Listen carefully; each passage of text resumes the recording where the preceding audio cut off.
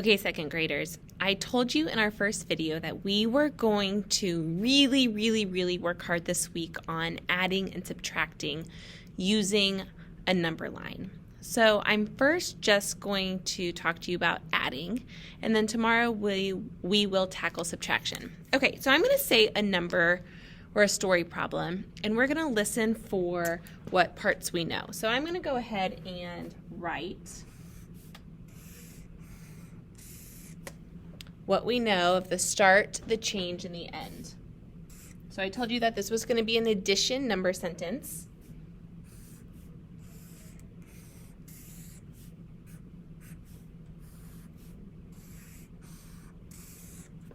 Okay, so you need to use this strategy this week for our choice that has to do with the story problems.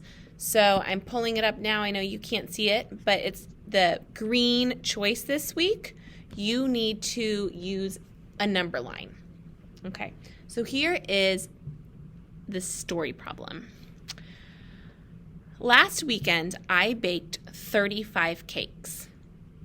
So I'm going to write that. That's my start. That's the first number that I hear. Last weekend, I baked 35 cakes. So I want you to do the same thing on a piece of paper because you're going to practice along with me. If you don't practice, you're never going to get any better at it. So it's really important that when I'm doing it, you're going to do it too. All right.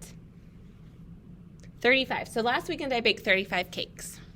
I need 85 cakes.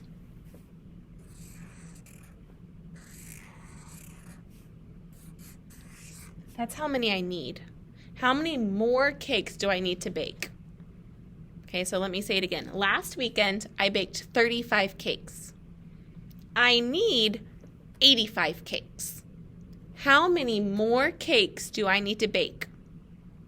All right, I told you that we were going to use a number line to solve. I know my start number and I know my end number, so I can already put those two numbers on my number line.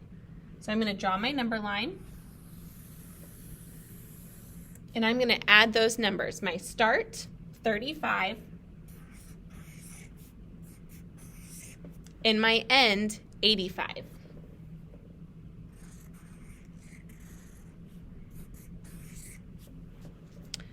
All right, so you can do this in two ways. You can just start taking big hops. I really like to get to an anchor of 10. So when I say an anchor of 10, I mean any 10. 10, 20, 30, 40, 50, 60, 70, 80, 90, 100. Those are all 10s. So I want you to look at 35 and which 10 is next. We're at 35. Which 10 is next? 10, 20, oh, I just passed 30. So which 10 is going to be next? It's going to be 40.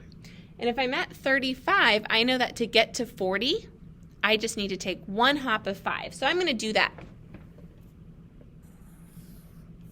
I'm going to label my hop plus 5. And I'm going to label where I landed, which is 40. All right. Now that I'm at that anchor of 10, I can really start taking leaps of 10 to get me quickly to 85. So I'm going to start doing that. I'm at 40. I want to get to 85. So I want to take bigger leaps to get me there faster. Taking little hops of 1 would take a really long time, and we want to use this strategy to help us go faster, not to make it slower. All right, so I'm going to take one hop of 10. Remember, each time I hop, I need to label two things. I need to label my hop, and I need to label where I land. All right, so I was at 40. I took one hop of 10, so what did I land on? 50. All right, I'm at 50, but my target is 85. Am I there yet? Nope, so I need to take another hop. I'm going to take another hop at 10 because I'm still pretty far away from 85. I'm labeling the hop plus 10, and I'm also labeling where I land.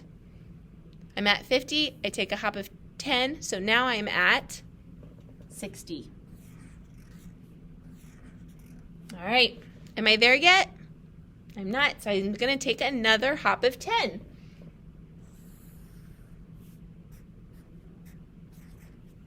$60, hop of 10, so now I'm at 70. I'm getting closer, but I'm still not quite there. So I know that I can take one more hop of 10, and then I'm going to need to switch what kind of hops I'm taking. So I'm going to take this last hop of 10. I'm at 80. And now how can I get from 80 to 85? Am I going to take a hop of 1, 5, or 10? Well, if I take a hop of 10, I'm going to go past 85 and land on 90, so that's too much. If I take a hop of 1, I would need to take 5 hops of 1, and while I could do that, it's just going to be longer. So I'm going to take 1 hop of 5, and that's going to land me right on my target of 85. But remember, I want to know what this number is. How many more cakes did I need to bake? So to find that out, I need to add up all of my hops. And that's why it's so important that I label the hops that I'm taking. Because if I don't write that number of how big these hops are, then it's not a helpful strategy. And the number line's not going to be helpful for me. So I'm going to go back and I'm going to count my tens first. So I'm going to go 10, 20, 30, 40. I need to count my hops of 5. 45, 50. So that tells me that I need to bake 50 more cakes. All right, we're going to do one more down here, and then you will go on to the choice board. This is one that I definitely want you to do with me. Just like this, I'm going to write my boxes.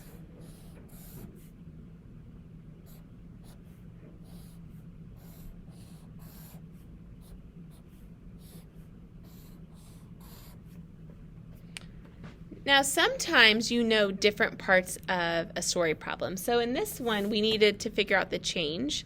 Sometimes you know what the start and the change are, and you need to figure out the total. So it just depends. So let's do another one where we're going to try to figure out what the end is. And our number line might look a little bit different. If you know the end, then you know what your target is. So it's important to think of it in a few different ways. All right, so I gave this example the other day. I went to Mrs. Workman's house and I saw 42 goats.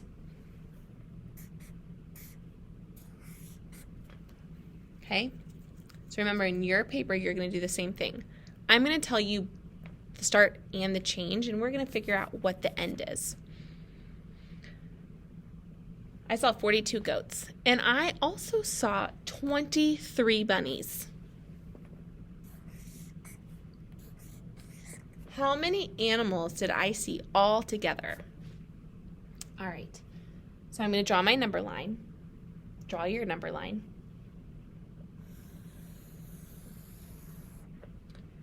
Now, in this situation, I don't know what the end is. So I'm going to go ahead and start with my number 42.